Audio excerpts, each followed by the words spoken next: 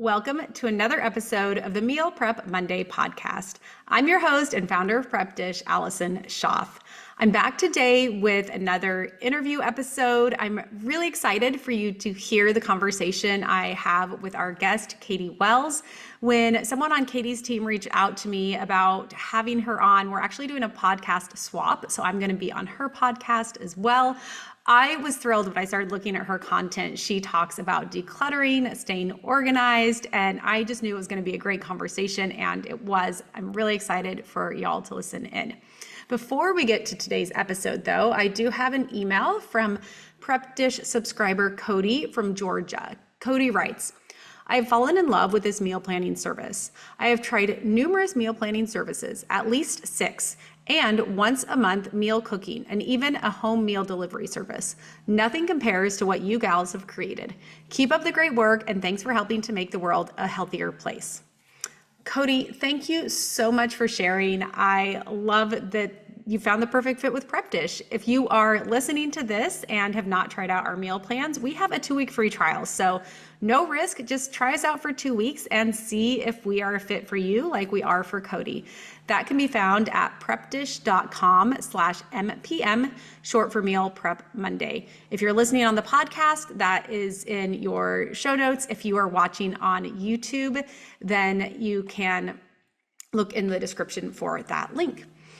Okay, let's get on to the episode with Katy Wells. Hi, Katy. Thank you so much for coming. I'm really excited to talk about minimalizing on today's podcast. Before we jump in, though, can you just give the listeners a little bit of your background?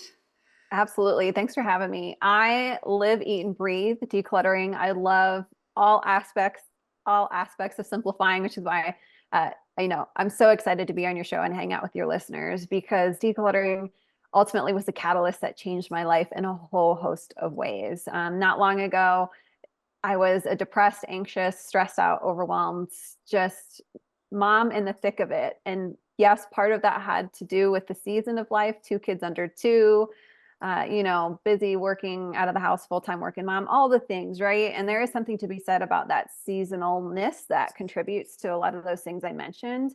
But what I didn't realize at the time was that our physical environments influence our internal environments, our thoughts, our emotions, our feelings, our choices, our behaviors. And, when I came home after a long day at work and I was so eager and excited to see my babies, I was greeted with piles of junk, toys on the floor, stuffed animals out the wazoo, toys, sippy cups, you name it, right? Mm-hmm. And instead of coming home to a relaxing environment that could support me and kind of nurture me at the end of a stressful, busy work day, I was, got spiraled into more stress, and I lost my patience on my kids, and I was just not showing up as the mom and human and wife I wanted to be. And decluttering really changed all that.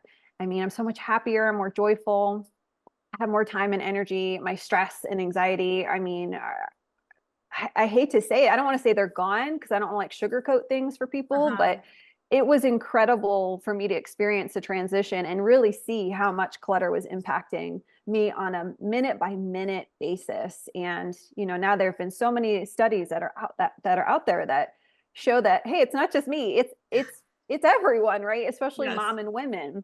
So excited to bring this topic to your listeners and see how we can help them simplify their lives too. Great. Yeah, no, I'm excited to get into it. I definitely am one that tries to live with as little as possible when it comes to the clutter, and really streamlining and being intentional on what's brought into the household and when things are brought in, also taking things out, but excited to hear more about how you recommend doing that. So when it came to decluttering, do you recommend, is it like a constant, like a weekly or daily habit? Is it like every, quarter you just do a big like overhaul, all of the above? Like, what do you find is the best way to kind of stay on top of it, especially with the little kids around?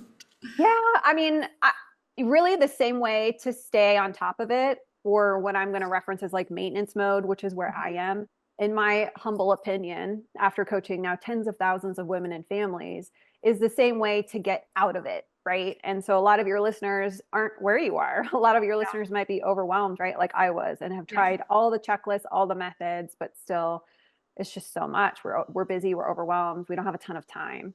Yeah. And so the same way, again, I'm in maintenance is the same way I got out of it. So one of my strategies I developed along the way that really helped move the needle was my clutter audits. So a clutter audit often takes less than 2 minutes. So for all my busy moms and parents listening or busy human beings, if you have less than 2 minutes, you can do a clutter audit. Sometimes they take 10, 30 seconds. And what these are these micro declutter sessions that you incorporate into your everyday activities. So think about all the household chores you do on a day-to-day basis, all the movements, you going from room to room, picking up, cleaning up, all the things, doing laundry, cooking, cleaning, etc. These are all opportunities where we can weave in a really quick clutter audit. Yes. So as we're putting the dishes away, go take a second and go, you know what, those 3 coffee mugs shoved in the back of that cabinet have a 1/4 inch of dust on them. I don't need those. And then you can add them to a donation bin. So a donation bin is really another kind of secret strategy that helps clutter audits be more effective, because when we're doing these little bits and grabbing things throughout our day, we need a really quick, accessible, visible spot to put them. Now, you mentioned earlier, possibly before you hit record, it feels like you have a permanent kind of box living in your house to take to Goodwill, which is incredible. So you have a built-in donation bin. These are amazing because, again, these help create opportunities in our minds to declutter now, not later. Because think about all the opportunities, again, oh, I don't need that. Oh, that's clutter. We go about our day, but our brain goes, oh, we don't have time. We don't have time for a declutter session. We don't have time for that. We'll save it for the weekend. I'm not decluttering on my weekend. We have other things that are more fun that we want to do. And so the clutter builds and our stress right along with it. So again, I recommend having at least one main bin. It can be a bag. It doesn't have to be pretty. Go use an empty Amazon box that you haven't broken down yet. Put it somewhere visible and accessible. If you have a multi-level home, or if you're a parent, I highly recommend you have one on each level of your home, because that way you don't have to run downstairs when you want to add something to it. And from the laundry perspective, I have kids, they're growing like weeds.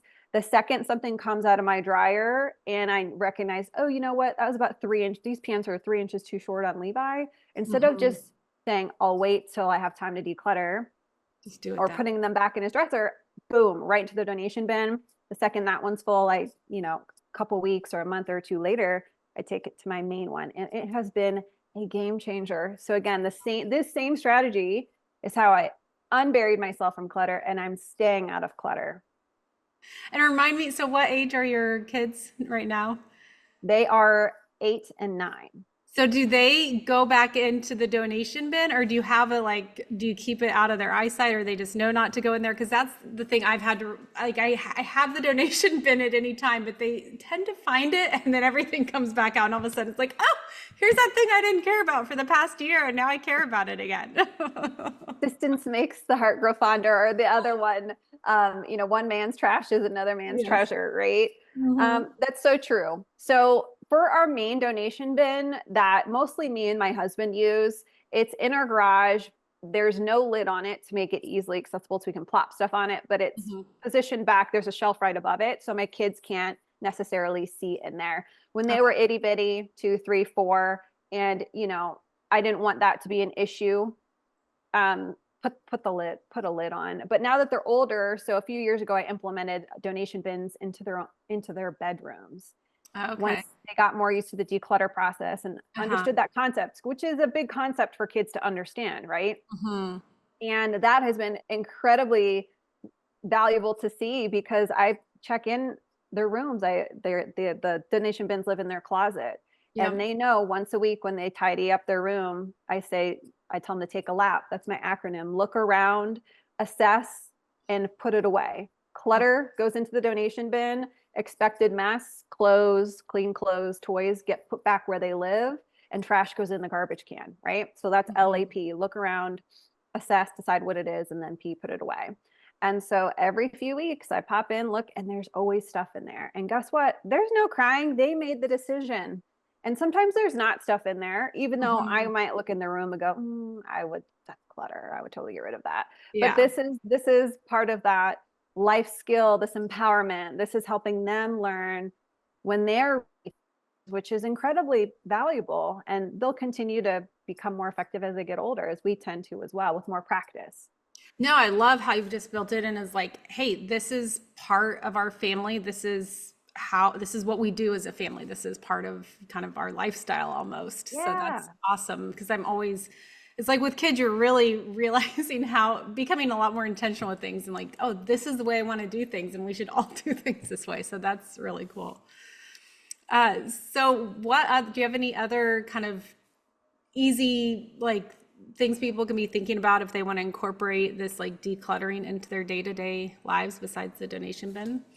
Yeah, so clutter audits are a fantastic way. Expected mess is, so I always teach people these are two very different things. Clutter is the excess, the broken, the unneeded, that, all, like, we all know what clutter is, right? It's sitting over here. Expected mess is something completely different. This is mess that happens from everyday life. No house escapes expected mess. So I think we need to just remind ourselves that we are not a failure for our countertops filling back up with mess after we clean them off. It is not a reflection that we are a bad parent, bad mom, or failure in life, contrary to what culture teaches us, right? And so clutter audits are a solution for clutter, not reorganize it, not go to Target and buy a new bin to put it in, not procrastinate. And then expected mess, my solution are resets. So a lot of us organically do these in the kitchen anyway, right? Essentially, a reset is where you reset the space back to what I say is baseline tidiness level. Typically after an activity. So after a meal, we clean up the kitchen, right? Countertops, dishes put away.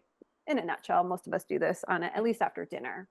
And so I apply that same mindset towards other spaces in our home, especially gathering hubs or busy transition areas. Entryway, doing one reset a day. Putting shoes where they belong, because Lord knows nobody puts their shoes in the shoe bench the first time, right?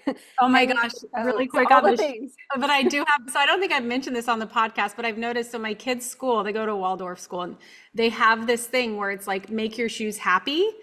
And so my 3-year-old comes around and is like, oh, I'm going to make my shoes happy. And that means like making them tidy and like so now I've started using that for like the dish towel. Can you make the dish towel happy? And I'm like, what else can we make happy in our house?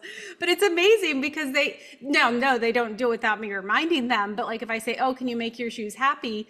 Like 50-50, like he knows what to do though. And so he's capable. It doesn't happen a lot, but I think over time it will. So that's my little... I see a future where maybe it'll happen, Yes. My kids back in the day went to Montessori, and it was something similar, right? But that also, think about it. Like if you hear, hey, make your shoes happy, that hits different than put your shoes away. Exactly. You know what I mean? I love it feels different. I would be like, oh, I want to make my shoes happy.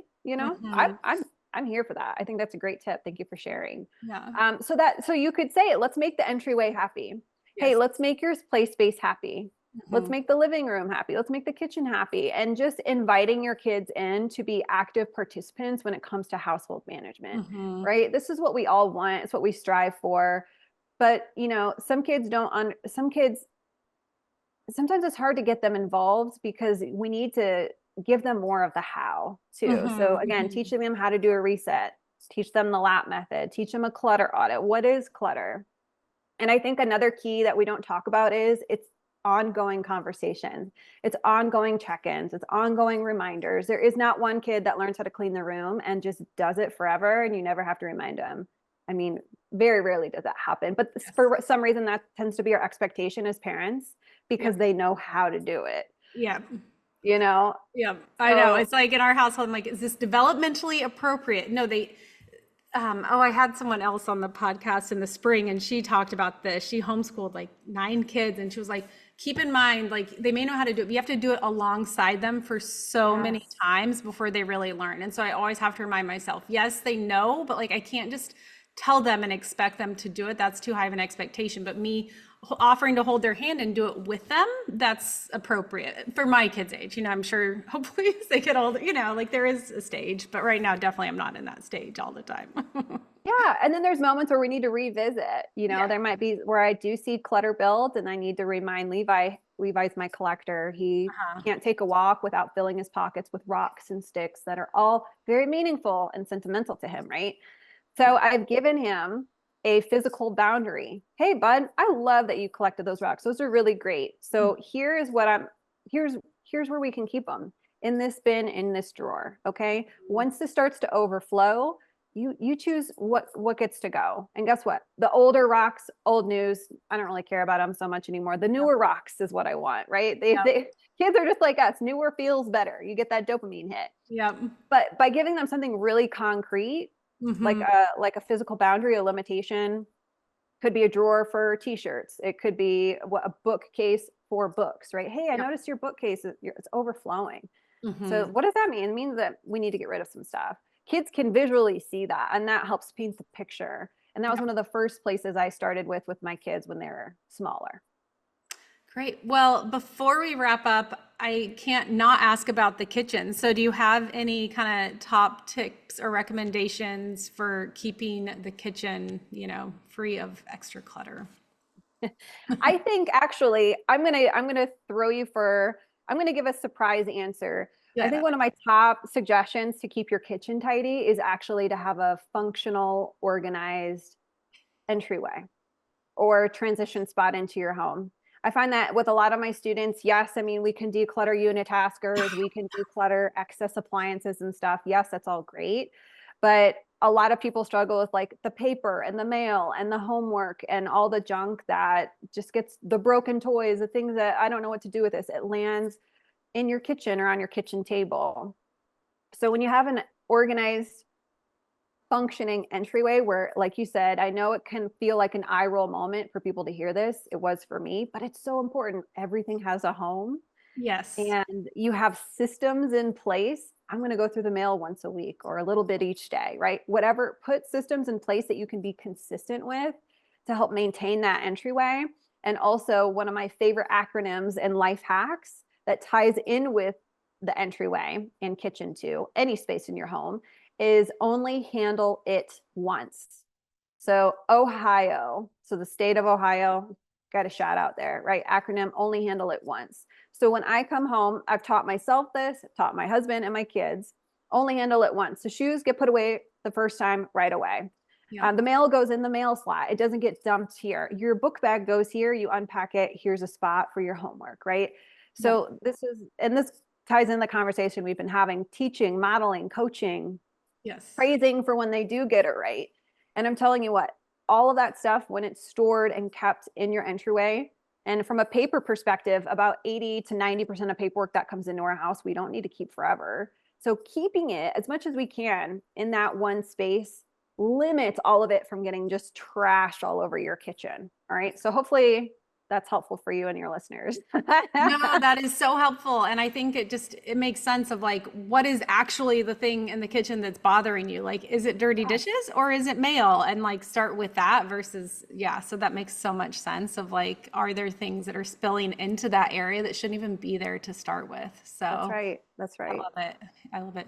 Well, as we wrap up, anything else that you really want to share to make sure people think about if they're inspired to, incorporate some of these tips into their life?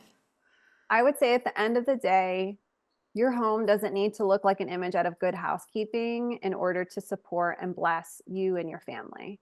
And I think that reminder for me along my simplifying journey in the beginning and continues to be to this day, so liberating and inspiring to know that it doesn't have to be perfect. I don't need the perfect bin. I don't need the perfect labeling system. I don't need the perfect kitchen appliance or perfect whatever. Yeah. This is about making my home functional. If I want to have 3 spatulas, even though this minimalist guru is telling me to only have one, I'm going to keep 3 spatulas, and another mantra that's helped me so much is progress, not perfection. We are forced perfection down our throats on so many levels, especially as women and moms from a home perspective, right? Tying into what I talked about earlier, mess isn't just mess to a lot of us. We assign meaning to mess. And for a lot of us, it's I'm a failure, or why can't I figure this out? Or I stink at keeping a home, or whatever it is. Those are really damaging over time. Those thoughts, those little conscious or subconscious thoughts. Yeah. And so being able to go, you know what? Progress, not perfection. I'm going to do a clutter audit. I'm going to focus on getting rid of one thing a day. I can do that no matter how busy I am. And, in a world of, remember the story of the tortoise and the hare? The Mm-hmm. hare was like sprinted off, thought he had it, the race. Like he's like, I got this in the bag, right? And the tortoise just creeps along Yep. slowly and slowly, one step at a time.